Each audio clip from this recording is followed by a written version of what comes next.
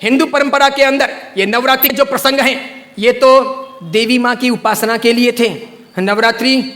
पवित्रतम रात्रियां कही जाती है, पवित्रतम दिन कहे जाते हैं। ये आसो जो चैत्र महीने में आती है, ये साधना के लिए, मंत्र साधनाओं के लिए, ब्रह्मचर्य के लिए, सत्व को प्राप्त करने के लिए, इष्ट की सिद्धि के लिए, अंतरतम की शक्तियों को जगाने के लिए, कुछ अच्छा हासिल करने के लिए होती हैं। समझदार हिंदू और समझदार जैन श्रावक श्राविका और समझदार हिंदू और समझदार जैन साधु संत इन दिनों में साधना में बैठते हैं, मौन रहते हैं, ब्रह्मचर्य का परिपालन करते हैं और आगे बढ़कर के शक्तियों को साधते हैं। उस जमाने में देवी माता की आरती करना, घट स्थापना करना, देवी माता को रिझाना और पुरुष एक तरफ महिला एक तरफ, महिलाओं की जगह में पुरुष की जगह में देवी माता को बीच में रख करके मात्र उनके हाथ से गरबे लें और इस प्रकार उनकी भक्ति करें, यह परंपरा थी नवरात्रि की।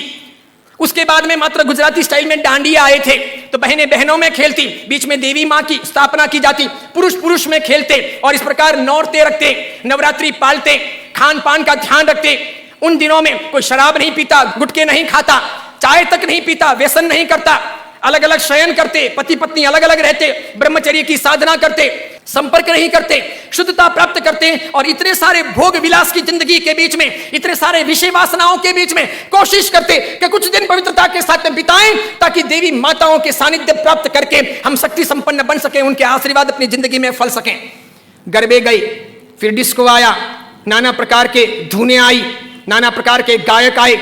कई कंपनियां, कई संस्थाएं इसमें कूदी, कई सारे लोगों ने धन कमाना शुरू किया, छोटे बड़े ये डांडियों के अलग अलग कार्यक्रम होने लगे, सब लोग ललचाने लगे। देवी माँ एक तरफ रह गई, देवी की साधना एक तरफ रह गई, नवरात्रि की पवित्रता एक तरफ रह गई, घट स्थापना एक तरफ रह गई, गरबे लेने का भाव एक तरफ रह गया, आरती और देवी माँ को रिझाना, मातृ शक्तियों को प्रेरित करना, ये सब एक तरफ रह गया। आज डांडिये खेलने वालों में से किसको पता है कि साधना क्या है,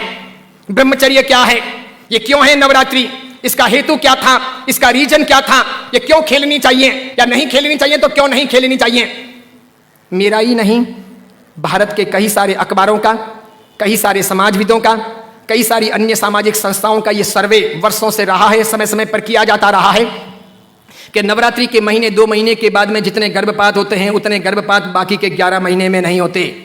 तो ये व्यभिचार नहीं है तो क्या है, ये दुराचार नहीं है तो क्या है, ये जीवन की भ्रष्टता नहीं है तो क्या है। इस बात पर मैं कुछ वर्षों पहले बोला था, अभी किसी ने वो वीडियो वायरल कर दिया और उस वीडियो को लेकर के अखबार ने लिखा। मैंने कहा जो सच है वो सच है कि हम अपनी साधनाओं को बचाएं, बेच ना दें। हिंदू धर्म की परंपरा हो कि जैन धर्म की परंपरा हो, कोई भी उत्सव महोत्सव हो, मैंने समय समय पर यह भी कहा था गणपति अगर हिंदू धर्म के देवता हैं और गणपति के महोत्सव अगर मनाए जाते हैं या उनका आराधन अगर किया जाता है तो उसमें कहीं जुआ नहीं खेलना चाहिए, शराब नहीं पीनी चाहिए, गणपति के नाम पर तमाशे नहीं करने चाहिए, लड़कियों के साथ में नाच गान नहीं होने चाहिए, गणपति लड़कियों को छेड़ने के लिए महोत्सव के तौर पर नहीं आ रहे, लड़कियां अपनी जगह पर हों, पुरुष अपनी जगह पर हों, वहां शराब नहीं पी जानी चाहिए, उनके पैसों का प्रपंच नहीं होना चाहिए, गणपति को सेलेबल नहीं बनाया जाना चाहिए। हिंदू धर्म अगर इन चीजों को नहीं संभालता है तो धीरे धीरे भारतीय संस्कृति का विनाश होगा।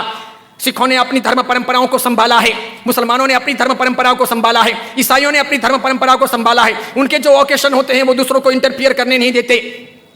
वो उसमें घालमेल नहीं करते। हिंदू और जैनों को इस बारे में सावधानी रखनी आवश्यक है। कल ऐसा ना हो जाए कि पर्युषण महापर्व के दिन आए या आखा तीज का दिन आए या कार्तिक पूर्णिमा का दिन आए और कोई उसे किसी प्रतिष्ठान के नाम पर प्रोजेक्ट कर लें कि चलो अब महोत्सव को इस प्रकार मनाएंगे, उस प्रकार मनाएंगे, तो 25 साल 50 साल के बाद में ऐसा हो सकता है कि हमारी होली की आराधना या हमारे पर्युषण महापर्व की आराधना का रूप रंग बदल जाए।